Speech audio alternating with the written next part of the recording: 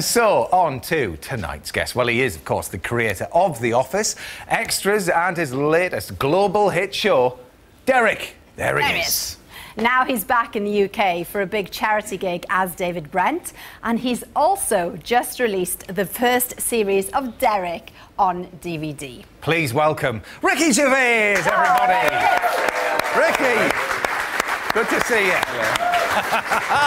Nice to have you back. Yes, it's lovely. Lovely to be here. Ready for Christmas? Ready for Christmas. I'm glad you explained why I've got this silly beard again. For David Brent. I had to grow it as fast as I could after Derek, but it's back. Well, actually, on the Derek theme, then, I mean, you've never ever gone to 3 series with anything. Is Derek the one? It might be, yeah. I love it. I love filming it. I love the process. I love. It's like being in a real old people's home every day. So it's a lovely experience, and yeah, no, it's great. There might be a 3rd series of Derek. Okay, yeah. good. Well, hopefully. We'll talk more about that later, because, I mean, there's a lot to talk about with Derek. It really is. And now Derek is set, as Ricky was just saying there, in an old people's home, in a retirement home. So tonight, we've invited Marjorie, Grace, Joy and Mimi from Sunrise Care Retirement Homes. The girls are in, and they're here to enjoy our 1 week till Christmas one-show. It's lovely to see you all, girls. Nice to see you, ladies. Got plenty of sherry over there. It's like watching the opposite side of the telly. Yeah. We can actually hear him heckling now, though. That's the bad thing. We'll be over in a bit. We will. Now, until I find him. It's strange, Ricky, isn't it? Because we often sort of sympathise with the villain, you know, in films. You know, in Ocean's 11, we want George Clooney to succeed, don't we? It's a strange thing. Well, not really, because films manipulate your emotions, Yes. and they tell you what you're meant to think. It depends who starts off, you know, with the camera over their shoulder. So you can see it from 2 points of view. And, you know, it is often romanticised. I mean, my favourite film of all time is Godfather. Mm-hmm. And, of course, they are killers, but it's romanticised because it's, you know, it's set up that they had nowhere to go to in a country. They were immigrants. The police didn't care, so they built this thing, and it was, you know, and of course you side with what you're told to side with. Yeah, that's true. It shows a particular point of view. Mm-hmm. And did you end up siding? Lovely. But interestingly, Jay, lots of cooks made it into the favourites there, and only one chef, which was James Martin. Why do you think that was? It's interesting that it's the domestic cooks writing cookbooks for domestic cooks at home who know how to do it. The chefs standing around in the kitchens of restaurants don't really know how to write those recipes for the home cook. Oh. And I'll probably be slapped around the face by a bunch of chefs now for saying that. I wouldn't be surprised. What's the difference? Is there a qualification these days to be called a chef? It's not like being a doctor. Well, no, if you're writing recipes for people who cook at home, you know what it's like to cook in a domestic kitchen. If you're a restaurant chef, it's a totally different way of cooking, and so your recipe is going to be written in a different way. Right. But what's the distinction between being a chef and being called a cook? Chef means chief in French. It means you order a lot of other people around.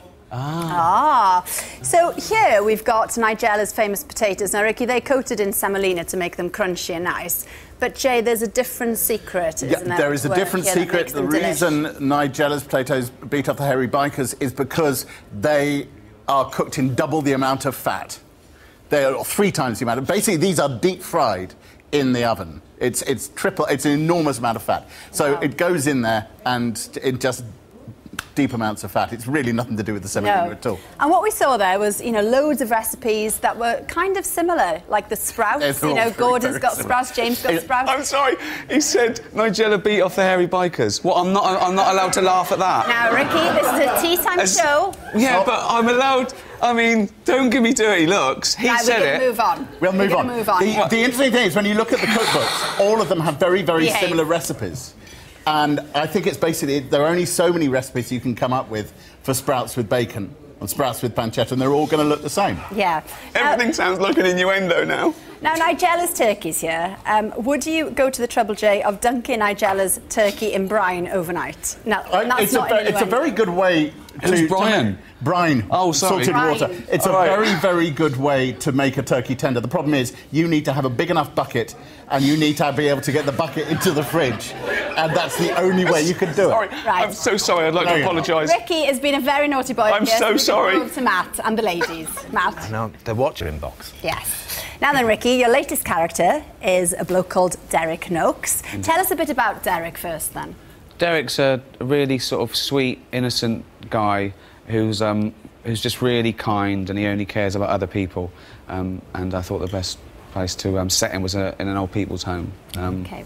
So most of my family are care workers, so I've got like 30 years of anecdotes about care homes, you know. So so I just thought that was the best place to do it, because I don't think we care enough about our elderly in this country. No, I agree. It might be the same everywhere, but you know, Well, I tell you what, let's introduce those who haven't. Well, Ricky, I mean, it's incredibly heartfelt, the whole series, and it keeps into emotions that you really, you don't often feel. I think I left behind the veil of irony that sort of haunted most of my work, and most sitcoms and comedy in general. But I'd sort of done that, so this is a lot more sincere, which is why I think it's more of a comedy drama than a straightforward sitcom. It is a sitcom. I just say that clip is based on a real thing that's done, where it's called Therapause. It's done by the Mayhew Centre, and they take pets along to old people's homes for them to have a cuddle, and it's sort of mutual. It's therapy for the abandoned dogs and so that's what it's based on, that thing, and that does happen. Not just them, that you know, it's a new thing that's going all around the country.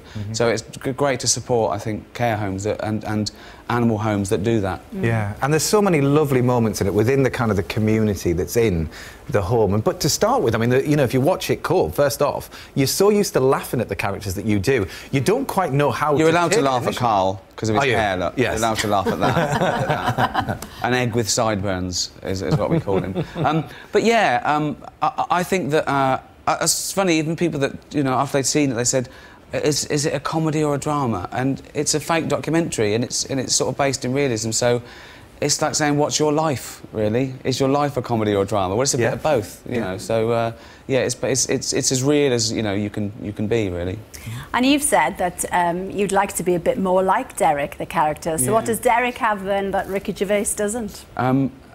Unfiltered honesty, I think. I think we lose that as we sort of grow up and the world fights back and makes us keep our mouth shut a bit, and he's got no cynicism. He just says what he likes, and so few people do that, you know. It's just nice. It's nice to be Derek because you're just nice and honest and say it's a list of positive things. Yes. Derek says what he likes, you know.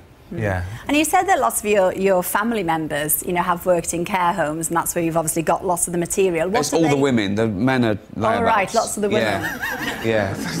But what do they make then of Derek? Because obviously they've seen it. Yeah, they love it, and you know that they can see input. You know, they've told me stories. You know, at Christmas, and when I'm at home, I quiz them. You know, I quiz them of things, and some of them are really sad. Some of them are really funny. Some are sweet. You know, it's a whole.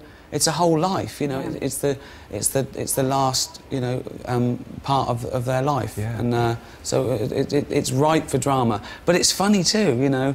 I think this thing that people think that because you're 80 you've given up and you don't like jokes and mucking around and getting drunk. That's just not true, you know. They're just working with the actors. They're in their 80s and 90s, and they're terrible. I bet honestly. they are. Well, you say they embarrass us. They say things and we go red because they're dreadful. Yeah. They're rude. They're often drunk. The favourite people you've worked with. I mean, you do say, you know, it is the last moments of their lives, absolutely. But some have looked at it critically and said that you've been actually over sentimental in that situation, haven't you? You can't win though, can you? I was too cruel. Not cruel enough. Yeah. Goldilocks likes it. I just get it just right for her. She likes it. Well, have a look for yourselves. Derek is out on DVD now. There are still a few minutes left to take part. Thank you very much. See you later. Bye. There you yeah. Ricky, you did some good there. Got the iPad case for the day. Are you happy with that trade? Very lovely indeed. Good. Well, Matt is there for us now at Brent Cross. So, Matt, I mean, have you been doing your Christmas shopping while you're there? Just take it. It's funnier than it looks. Seriously.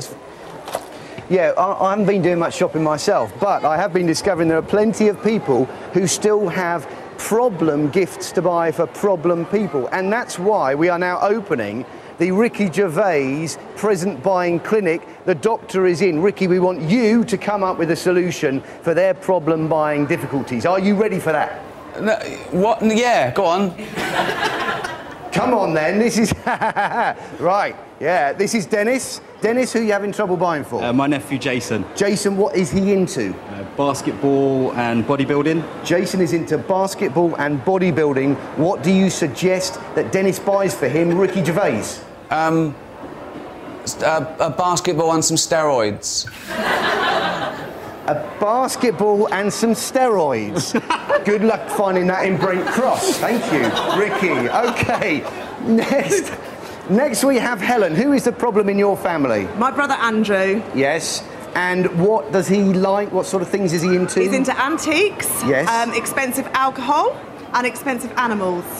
OK, Ricky, what would you suggest Helen buys for her brother Andrew? Antiques and into animals. Expensive alcohol too. Oh, Brigitte Bardot. Get in Brigitte Bardot. That's all three in one. Antiques. Bridget Bardot combines all three in one handy package, apparently. Right, OK. Away you go, Helen. Good luck with that. She's got to find Bridget Bardot in Brent Cross. Come on, we've got time for one more, Lee, man. who is the problem in your family? My wife, Anne. Your wife, Anne, and what's she into? She's into vintage handbags, jewellery and arts collection. OK. Vintage handbags, jewellery and art collections. Ricky, what should Lee buy for his wife, Anne? Scratch cards. She might get lucky. A scratch card, because she might get lucky. And maybe Lee could. See ya. Oh, cheers, Matt. That was pretty good. I think we've now sorted out everybody's present problems. Thank you to you, Mr. Ricky Gervais. Very good. See, I don't think we have, somehow.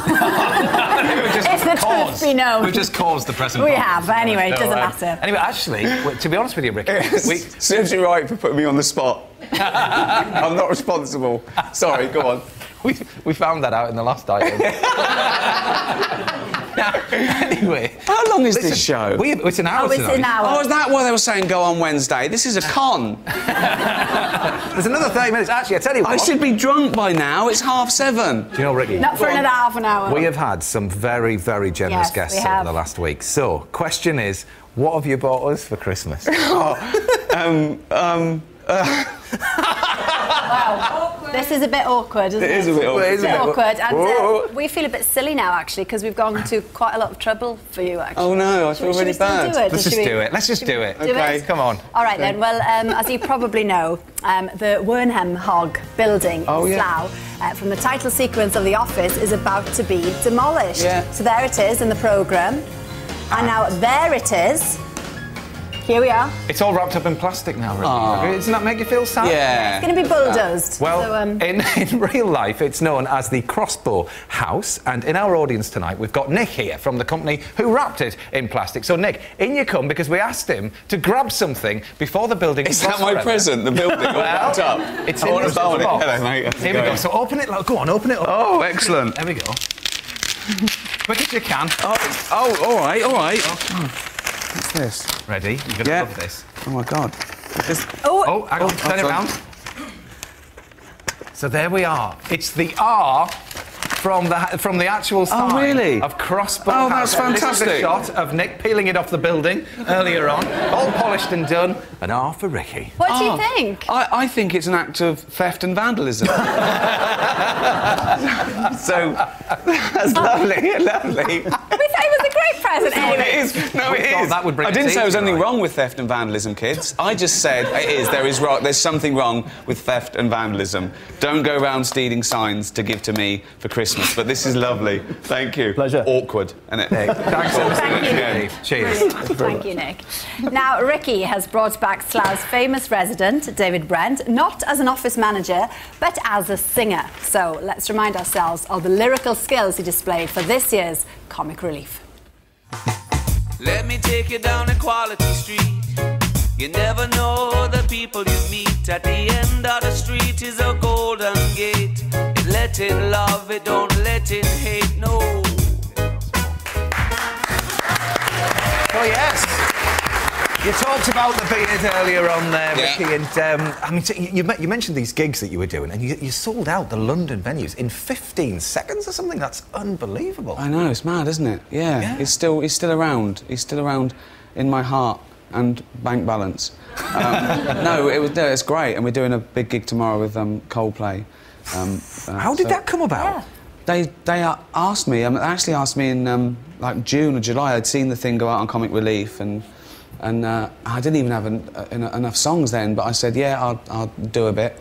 But you know, we've got about 12, 15 songs now, so it's great. I'm loving it. It's such a fantastic atmosphere, and it's so funny to have Brent playing these big, like, theatres and arenas and Well, stuff. I was about to say, with all these extra songs, will there be, you know, a proper arena tour and an album? Yeah, no, I will do that, but I want to keep it special at the moment, and you know, and maybe, you know, I want to do those things that you can revisit and keep it going. I don't want to blow it all in one year and people get sick of it, but you know, it's lasted sort of 12, 13 years, and it can go on, and you know, there's no rush. It's never too late.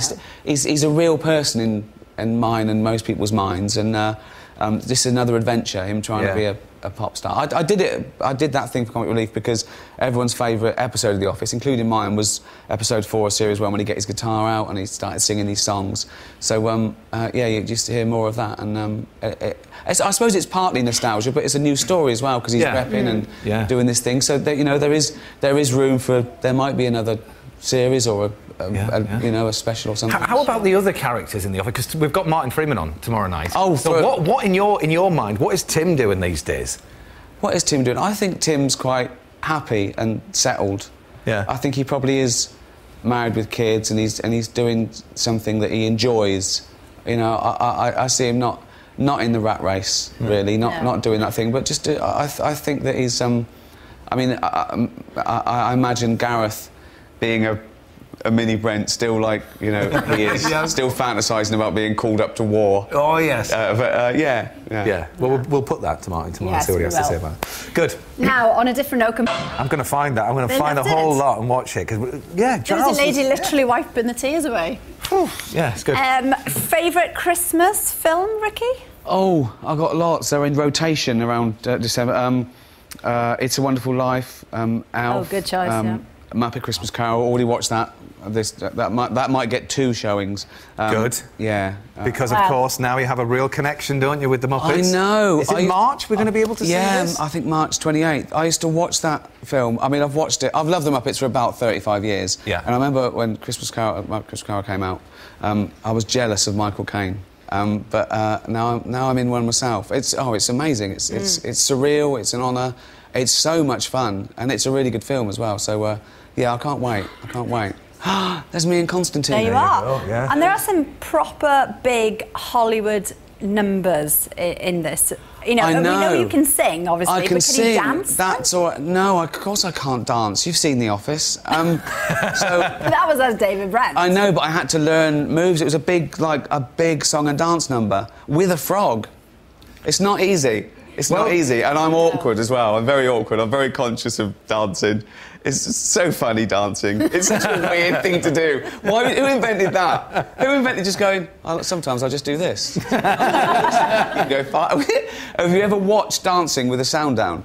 It's weird. It's like, honestly, it's like a weird dream. Yeah. Have you ever been one of them silent discos where you put the headphones on? People hear the music, but everybody else can just chat, and the music's going in there. I honestly haven't. Weird. You haven't been to one of those? I haven't, but I just know it's weird. It is weird. It's weird. Dancing's funny. It's just something primal we need to do, but when it's set... but as I say, it's with a frog as well. So, yeah, Can you just clarify this? We just put that picture of you and the frog back up again, because you didn't mention Kermit. We saw a green frog there. Right, well, the thing is, in this movie, I'm a baddie. I'm a villain. And my accomplice is an evil Russian frog called Constantine, who happens to look exactly like Kermit. Wow. Dun, dun, dun. Yeah, exactly. Yeah. And I'm a sort of like an LA agent. You know, one of those guys. I'm mean, and because I'm exploitative, but it's also a bit of a show, because I really get clients to rip them off. So I'm a modern day sort of like a jewel thief type. There we are then. Well, we've been talking of villains and crooks. Exactly. Yeah. Now, earlier we were talking about the death of train robber Ronnie Biggs and asked you to vote on the following question: should we mourn Ronnie? Sorry, not Robbie. You've forgotten him already. Sorry. The results are in. You have voted. Sorry. And should we mourn Ronnie? Rob is better as he was a robber. Robbie good. Yes, Robber Biggs. Yes, we should mourn him. 15%. No, 85%. Right. Now, Colin is here. Now, you covered many stories, journalists.